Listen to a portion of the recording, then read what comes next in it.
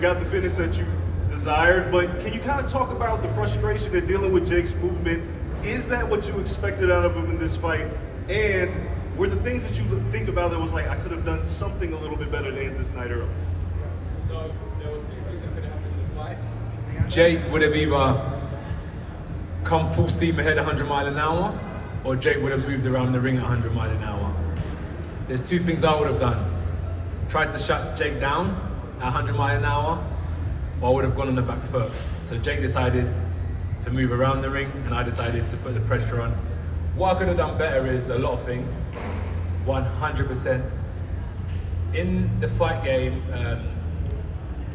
you've seen the amazing fighters that have graced us over the last 100 years, and the expectations that we put on ourselves are immense, but I tried my best.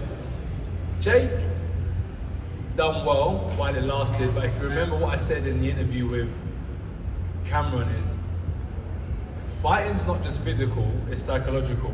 And when you understand the psychological warfare, I did say to you that, Jake, what's gonna happen? I'm gonna see a time when I'm gonna take your soul and you're either gonna give up or you're gonna get knocked out. And unless you have that instinct, you just will never be a good fighter. So I wish that I could have knocked him out at the start, but as we saw tonight, Jake has spirit, he has some heart.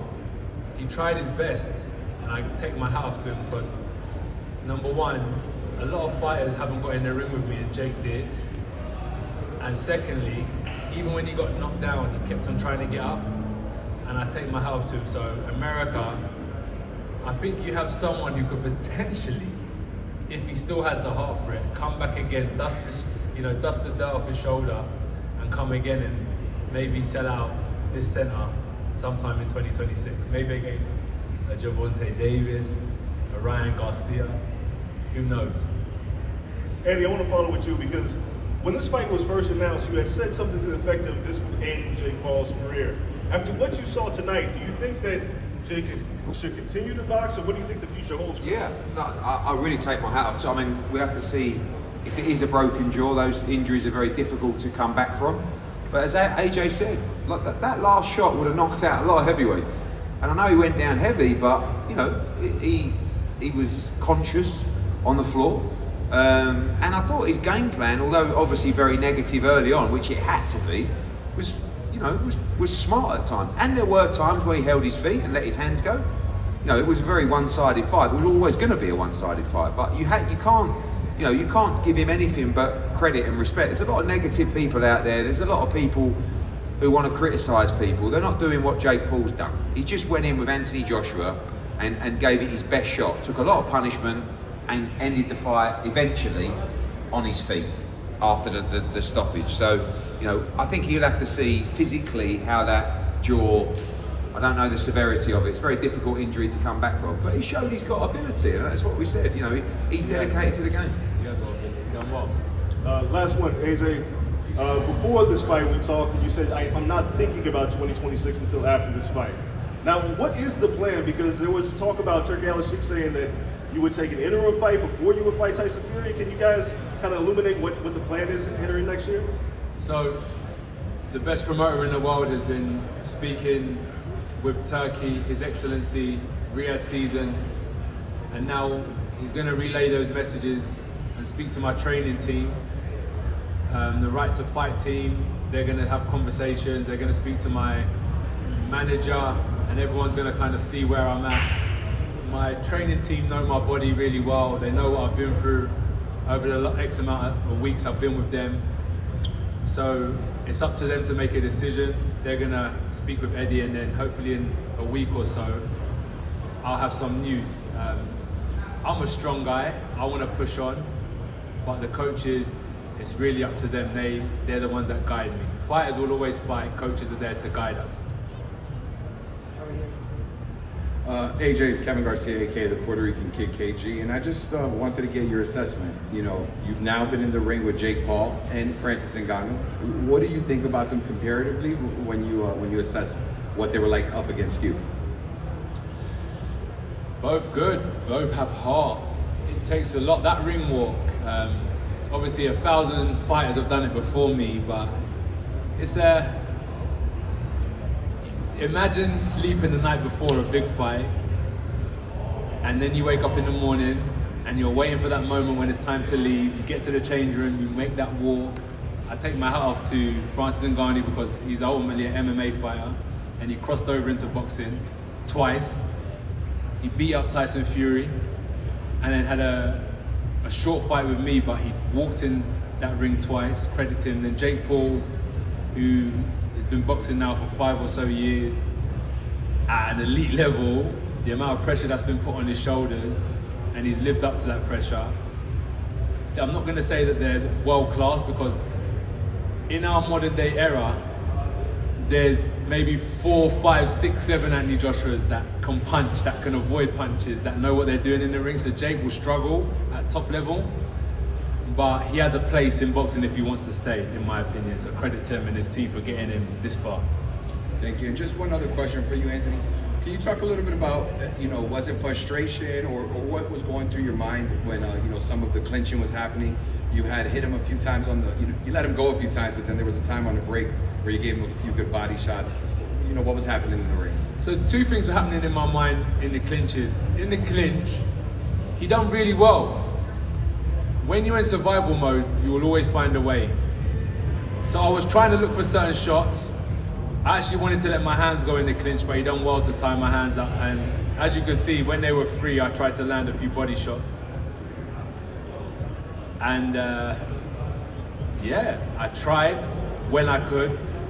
It was a bit messy, but from a systematical breakdown, the right hand landed, it found its home, and the referee waved it off after. Did he get counted out, or did the ref wave it off? I believe he got counted out. So the right hand found its not home. counted. I would have loved to have landed some more body shots, but it weren't for tonight, maybe in the future, but we got the job done in the end anyway. Congrats on the win, AJ. Thank you, mate. Jack from the Sun. A question for you, Eddie. There's actually been some rumours around the circuit this week that there's a fight for AJ in February next year against the kickboxing champion Rico Van Hoven. Is there any legs to that? No, we've been talking about a possible fight with Turki Al-Sheikh. A couple of opponents mentioned. The biggest challenge now, as AJ said, it's 8 weeks tonight. He had a very tough camp, 8 or 9 weeks with a new team who gave him a good working over. So we will sit down with that team and talk about when he will be ready to return. So in an ideal world, that would be the time, but we're going to see when he's ready. Rico, whoever it is, we haven't finalised that yet, but the date really is what we're going to work on over the next 4, 5, 6 days, because we're not going to rush him back if he's not quite ready, but it won't be long. And the plan is to fight in the spring, and then obviously fight Tyson Fury. AJ, if you had it your way, would you just go into fight Tyson next, or would you like one more? Yeah, I would.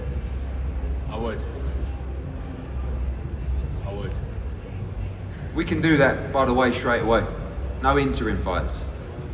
If Tyson's ready and AJ's ready, we don't have to fight in February or March. I think he's saying he needs to fight. Give the Dosser 8 weeks, 24 hours to sign a contract. Let's see if he's a man. AJ right here. Greedy belly.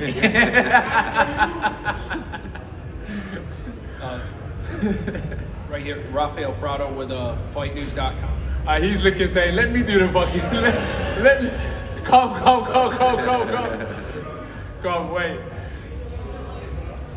We have Tyson Fury's cousin here. Go on, let him hear your skills. We'll do that. Tyson, what are you saying about maybe going straight into the fight with no warm-up? Well, I'll tell you what, I'll do it right now, 100%. Back into that Casilla Centre, put that ring together, and put me in with him, 100%. And what's John Fury saying? How's he feeling about the fight? I tell you what, you know it, we all know it, everyone here in America knows it. It's the biggest fight in boxing. Let's do it, 100%. And part of the new team, obviously, Alexander Usyk. Who would you see winning the fight? For me, You know I have to go with the teammates. I have to go, but it's a very big fight, and we look forward to it, okay? So, obviously, AJ is a fan of you, Mike Tyson. What do you think about the fight with him and Tyson Fury?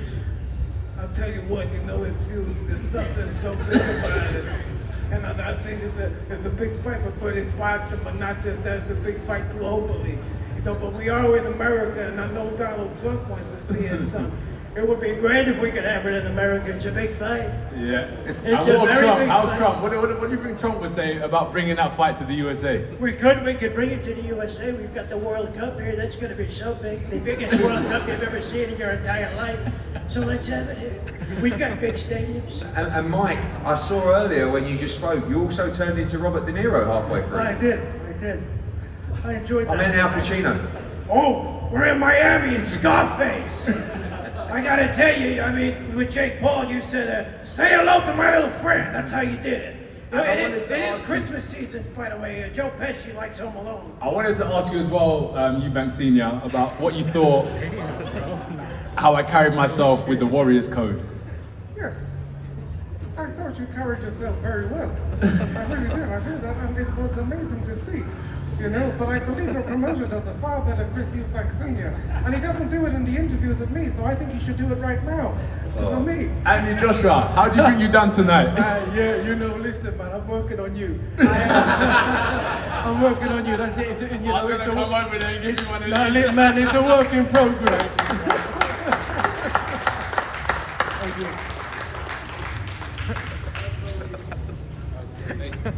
Rafael Prado with FightNews.com. AJ, I want to ask you, you mentioned the psychological aspect of the game. It seemed like all your answers, the look in your eyes, everything, you just seemed to be very in tune, very aligned during the lead up to this fight. Was that just your reassessment of the game from being off for that amount of time, or the new camp with Usyk and his team, or is it just that you're a veteran now and the way you approach the game is different?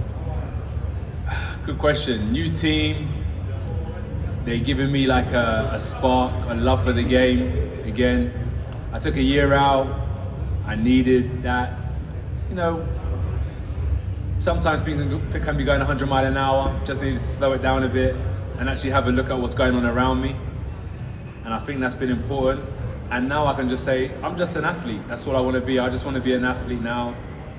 While I'm still competing, and just give it 100%. I don't want to be anything else. I just want to be an athlete. I don't want to be distracted. And I don't want to be a businessman. I just want to be an athlete. And I think that's my business. That's my business. And if I can focus on that, I think I can reign again. I've still got a lot of passion for the game. And yeah, that's what's happened over the last year. Focusing more, taking away a lot of distractions, and the team I'm with are pushing me. And I think, like, even though it's hard, I know that's what's needed. And I'm welcoming more. I'm welcoming more challenges in the gym. I say it now, but it's what I need if I'm going to be successful in boxing.